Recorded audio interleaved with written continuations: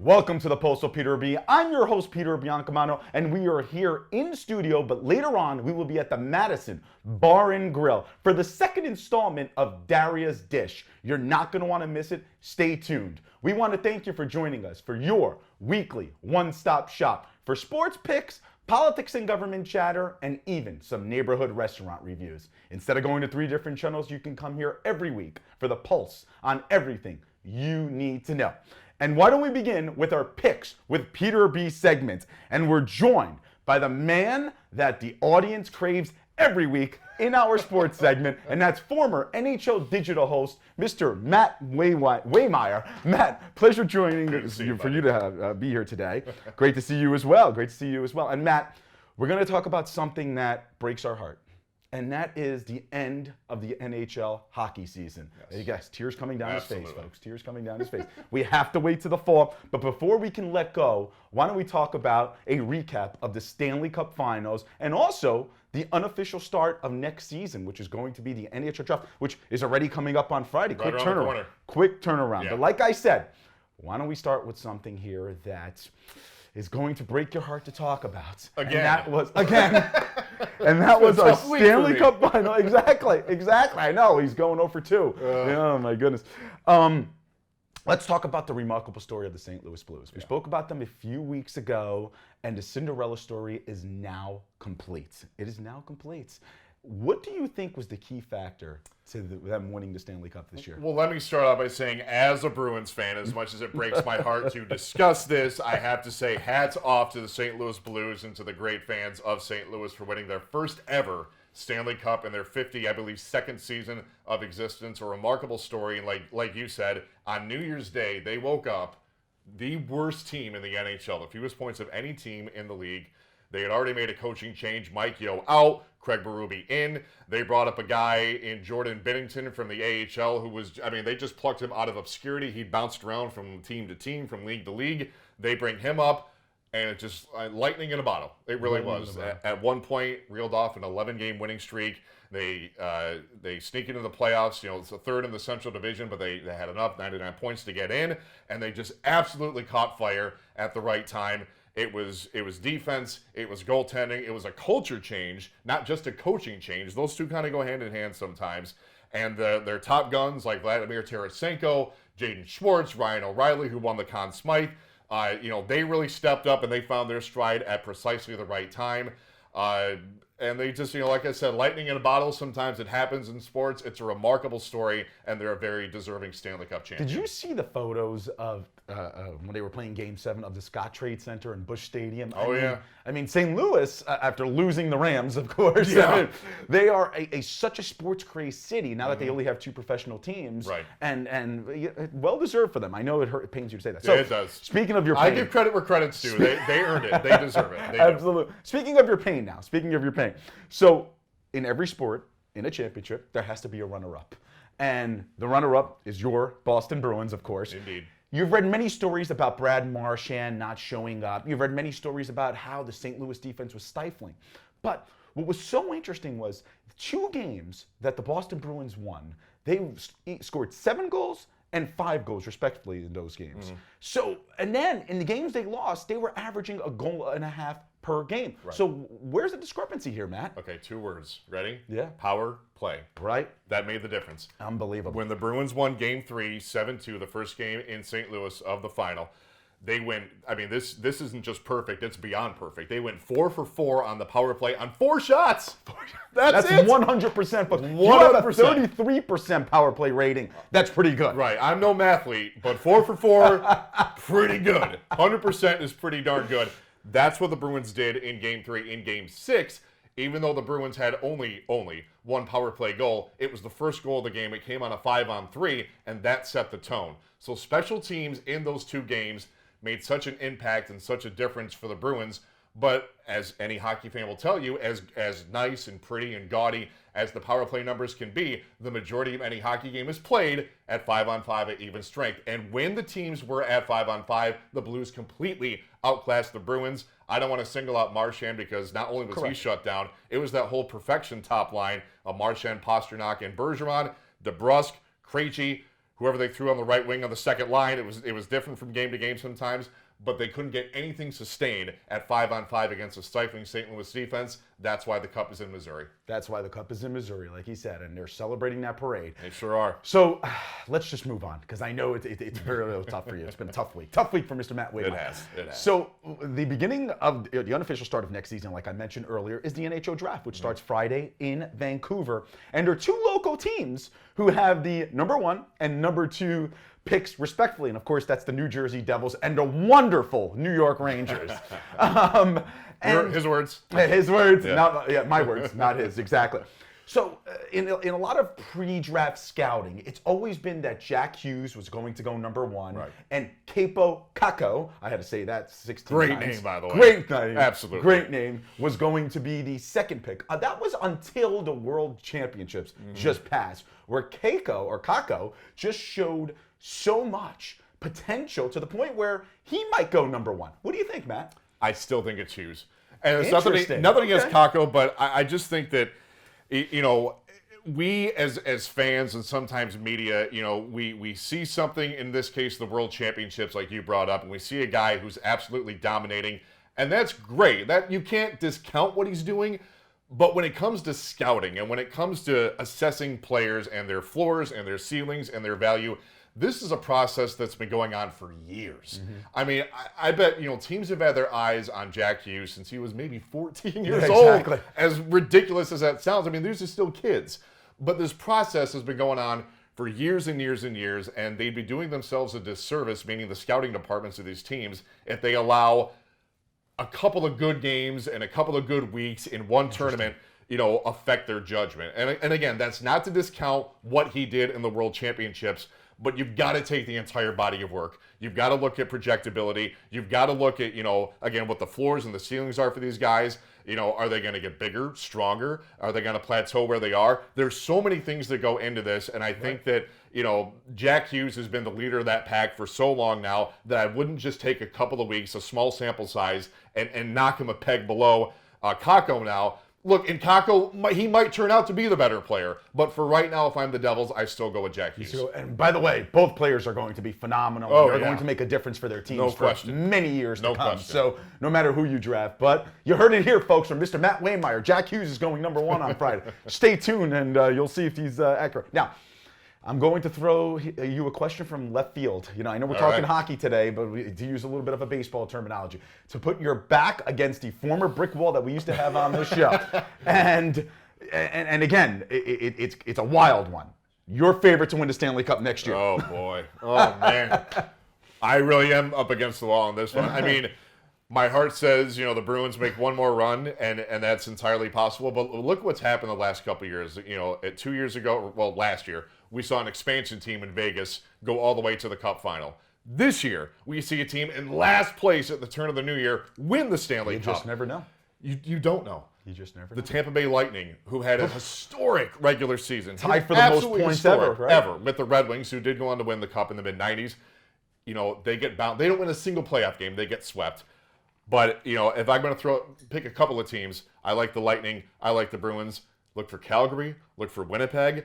Look for St. Louis, and look for a dark horse that nobody sees coming. It's going to be another great season. Well, there you go, folks. Mr. Matt Waymire, former NHL digital host. Always a pleasure to have him here in studio. When we come back, you're not going to want to miss it. We have Mr. Josh Sotomayor Einstein for our Politics with Peter B segment. We will be right back. For 30 years, New York Waterway has been a trusted friend of the city of Hoboken by enhancing the everyday commute for thousands of city residents and by always answering the call during emergencies big and small. Now that reliability and comfort the ferries offer is in jeopardy. The Union Dry Dock facility is vital to the ferry's existence. You don't have to choose between reliable transportation and parkland. Learn the truth. New York Waterway and Hoboken are better together. Visit nywaterway.com/truth. Peter Biancamano, your hostess with the mostest of the Pulse with Peter B. Folks, we're only on once a week, but you can go on our Facebook page. In your search bar, type in the Pulse with Peter B. We're consistently updating new information on there. And then, if you have a question for our sports insiders, for Josh, for our food insiders, we'll be more, and even for me, we'll be more than happy to get back to you and answer those questions. Go on Facebook, like, and follow us. Welcome back to The Pulse with Peter B. I'm your host, Peter Biancamano, and this is our Politics with Peter B segment, joined in studio by our political analyst, Josh Sotomayor Einstein. Josh, what's going on today, my man? Good to be here. Good to have you, as always. So, Josh, something we spoke about a few months ago right here on this show was the Hoboken municipal budget. And a lot has happened in the last few weeks. Specifically, without breaking down any numbers and going into how it's going to affect taxpayers and so on and so forth, I'm sure you're going to touch upon that. Specifically, there was an amendment passed by the city council lowering the tax increase, which of course is good for residents, but it's also going to mean it's going to be tough decisions for the Balboa administration at City Hall. So the council approved an amendment to the City of Hoboken's 2019 operating budget that will reduce a previously proposed tax increase from 2.8% to 1.7%, making spending cuts. So the first thing that I want to bring to your attention is when you hear spending cuts, that must be music to your ears, correct? Well, it's not actually spending cut, it's lowering the tax increase. So we can't pretend that and elements of government in this case are irresponsible City Hall not living within its silver-plated means and taking more of people's paychecks, reaching into their pocket and taking slightly less than they wanted to a moment ago is a spending cut. It's not. It's slightly less theft. Slightly less theft. And it's interesting you say that because we have to give a little bit of kudos to the new mayor up in West New York, gets Mr. Gabriel Rodriguez, Mayor Rodriguez up there, because he actually decreased taxes this year by 6%. So the city of Hoboken's not doing that, folks. Josh hit the nail on the head. What you have here is a less of a tax increase, pretty much. Now, Mayor Balboa issued a scathing statement about this. He's not happy about the council budget's amendments. He basically said that the new budget will underfund a legal battle against the monarch, it'll eliminate an aide in his office, and who he says goes above and beyond emergencies according to his press statement, and it's going to make cuts to the police department. This all sounds pretty terrible though when Bala makes this statement. So if you're a taxpayer, wouldn't you say, you know what, we need all of this? I don't mind paying a little bit more money for taxes. Well, I definitely wouldn't say that because I think it's categorically false. And make no mistake, I'm not a supporter of anyone on the city council in the opposition or in the mayor's camp. I think both sides have acted irresponsibly and have inappropriate philosophy to government spending your money. But when it comes to Mayor Bala's recent declaration of the sky is falling, I think it's hyperbolic. It's a sort of end of days sort of communication that his administration is becoming known for because everything is the end of the world to the Balboa administration. And I think it's up to the administration to budget within their means. I think the means that the people of Hoboken have given them for years is way more than it actually takes to run a city of this size. I think the cost overruns that they're having problems finding space in the budget for are due to horribly inefficient and ineffective and incompetent planning. And to say that that's the fault of the city council opposition, and they do bear a lot of fault for a lot of things, is not true. Or at least it's not true in that it's the fault of everybody in City Hall going back multiple administrations and multiple city council members. And it's interesting, so you're basically saying that this is a scare tactic by the administration, that look, the police department is going to be fine, even though we're going to have to make this cut. Well, I mean, it's not a situation. For example, there's many other. Yes, it's not a situation where they have to, get rid of the police department. They can find, or people in the police department, they can find other places where they can take money and downside services in a different area. But the plain fact of the matter is that we live in a city that spends money, like it's going out of fashion. Right. And there's just no excuse for that. I mean, if they would have gone with a better contractor or pursued a little bit more oversight in Washington Street, they'd have a couple more shekels in their budget to play with. Exactly. So and that's just one project. There's many projects where they're just wasting money or they're just spending it like crazy, and it's just inexplicable and irresponsible of everybody in City Hall, the mayor and his opposition, to try to point fingers and say it's one or the other, when in reality it's a systemic problem that they're all responsible for. So now, you spoke about the opposition on the city council, and their response was basically like, look, the mayor has increased spending in his office by over 40%, and the only finger should be pointed at himself. I mean, Councilman DeFusco, and again, this is a quote from Councilman DeFusco, first word Councilman DeFusco said, "I hope that all residents can see through this, the mayor's bizarre rhetoric, and understand that the city council is doing its job to protect taxpayers while the mayor only cares about political attacks." What are your thoughts on this? So my thoughts are that I dislike, politically wise, let me amend that. I like many of the city council people on a personal level, but politically I think I dislike Councilman DeFusco somewhat less than the others, because clearly this is a way to go after the mayor, but also it happens to be true. So you don't shoot the messenger, you look at the content of the message, right? You don't condemn the messenger just because they also have a different motivation than one that is the ideal one. So when we look at what's going on, it's 100% right. This administration has spent more money in the mayor's office than past administrations. And the question is are we getting more bang for our buck? The answer is no. So when the administration says it, implies that it's crucial that they have, XYZ dollars in their budget, that's not true. Mayor Zimmer was able to do with less. The mayors before her were able to do with less. As far as I'm aware, the streets aren't lined with, gold. Right. We didn't all win the lottery, so you have to work within your means. So this is more of a general question regarding a lot of different municipalities in the great state of New Jersey and across the country. Do you believe that this is the most efficient way to govern our city? I understand checks and balances, but are people going to be hurt because of political bickering?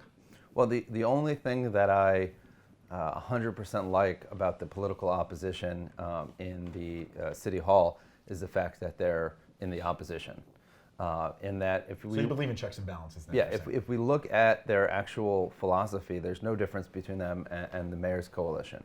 But just because they're not with the mayor or the mayor's not with them, they act as a counterweight, and that can sort of stymie or ameliorate from the excesses of their shared political agenda, which I think would be even worse than the way the city's run right now. So you need a healthy opposition. You need to have somebody asking questions, and it's never the person that you want it to be. It's never that ideal person, that ideal candidate. But it is who it is, and maybe next election we'll get other people that'll ask those questions and be the uncomfortable, person that's the mud raker, so to speak, asking questions to power. And an election is coming up, folks. We do have our 6 ward council seats here in Hoboken up this November, right around the corner. Candidates are announcing. I'm sure Josh and I will be covering that in future episodes. Josh, really quickly, 10 seconds. You know what's amazing about this budget? Obviously, what was announced this week by the mayor saying he's going to pursue eminent domain again. We need more than 10 seconds for but that. It's not going to be covered in this. It's not even covered in this budget, obviously, because they didn't think they were going to have to do that, right or wrong. So it is. It's an unfortunate development, and you are correct. And it's going to make Hoboken more expensive for everybody for years to come. Absolutely. Well, that's Josh Sotomayor Einstein, our political analyst, every week here on the Pulse of Peter B. Folks, when we come back, as promised, we will be at the Madison Bar and Grill. Daria DeLucia of At Hoboken Eats for her second installment of Darios Dish. We'll be back.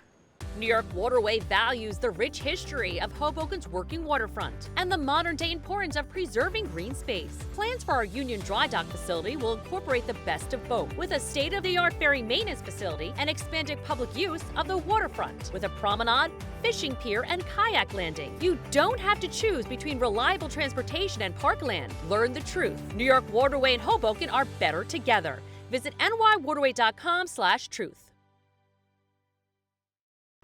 Welcome back to the Pulse of Peter B. And as promised, we are here at the Madison Bar and Grill in Hoboken, joined by none other than Daria DeLucia of At Hoboken Eats Daria. What's going on? I'm good. I'm excited to be back again doing Darios Dish for the second time. See that? Before I can even say it, she promoted her segment. She knows that this is the second installment of Daria's Dish. Now, Daria, this is one of your favorite restaurants Yes, in it is. Hoboken, you said. What makes it one of your favorites? The food, of course. The versatility of the menu. I come here and I never know what to order. I have to order a little bit of everything. And I don't know if you've ever been out here at night on a weekend, but this place is a pretty good time for food and just stay all night. So definitely my favorite spot. Well, we won't talk about my weekend plans too much, but yes, I've been here many times. Why don't we get right to it? Daria's going to be trying some of their fantastic dishes.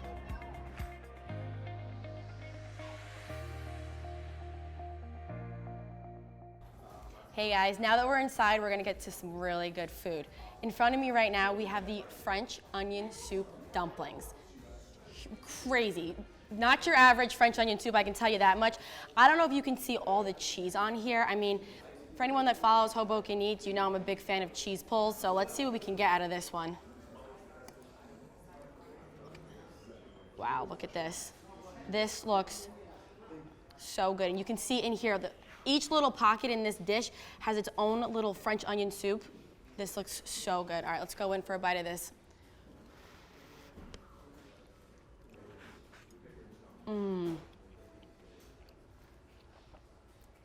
It's literally a warm, cheesy, gooey little bowl of soup in my mouth. Like this is insane.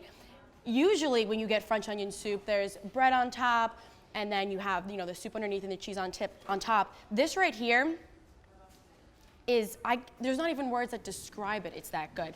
The top is covered in Gruyere and provolone cheese, and then inside each dumpling you have the onions, the soup, and I think maybe even a little more cheese, which is pretty delicious. And the serving size, I mean, look at this. There is definitely no skimping on the cheese here. If you can see this, look at that. We're making a mess over here. You get, let's see, like 7 in a dish right here. I think I'm gonna go in for one more bite. Oh my God, look at this cheese pull. Love that.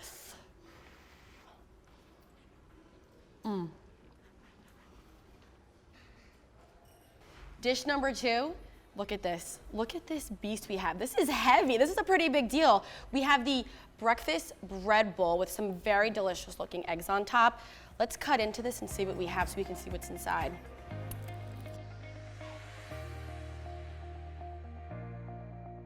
Looks like we're getting into, oh, wow, looks like we're getting into some cheese in here. All right, let's cut this open. Wow. Are you seeing this? Oh my God, we have, look at the layers on this. All right, we lost an egg. We have hollandaise sauce on top, cheese, sausage, spinach. I think there's some home fries in here too. There's only one way to find out, right? Let's get into this.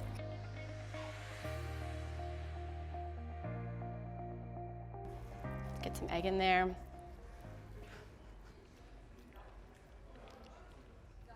Wow, the flavors in this is salty from the sausage a little bit. Then we have the home fries, which brings a nice like thick consistency to it. The crunchiness from the bread is a nice little touch on the outside, and then the cheesiness and the hollandaise sauce. And I don't even know if we got into the egg that much on this one. Let's get another bite. Wow, I don't know if you can hear the crunch on camera, but. All right, let's go in for this. I'm gonna go actually right in the middle here, grab a little bit of everything. Look at this. Looks like we have some spinach. This makes it healthy, right? We got spinach, we got some potato, some home fries. Okay, let's go.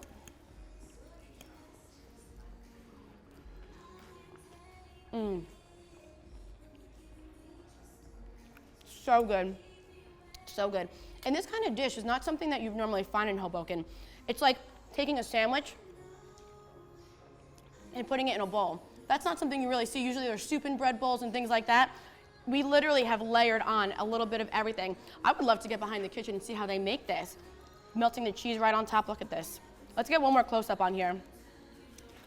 All of the layers just mixed in. It's so gooey and rich. And what's nice too is that, look at how thin the bread is. So you're really just getting a nice crunch from the bread. You're not necessarily just getting a lot of dough in it. It's really more so you can taste the flavors that's inside of the bread bowl, which I'm a very, very big fan of. I love it. Look at this, one more shot over here. If you can see the cheese, look at all of that. I love a good bread bowl that does not skimp on the cheese, I can tell you that much.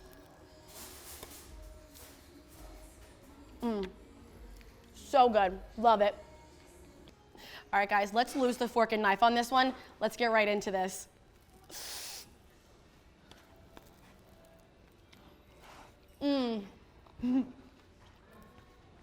Much better this way. Look at this. We have the Porky Balboa, which is some very crispy, delicious toasted bread with porchetta, broccoli rabe, sharp provolone, and some cracked pepper. Let's give this a shot, guys.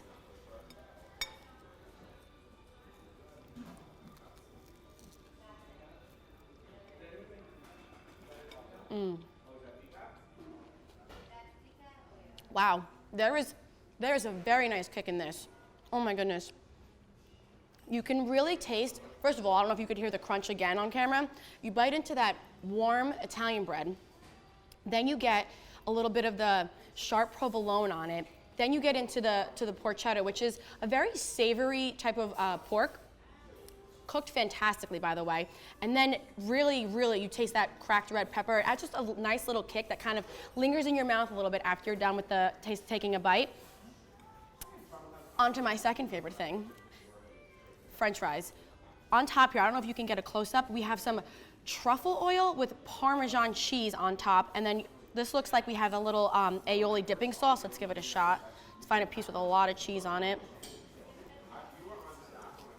Oh my God. This is so good. So good.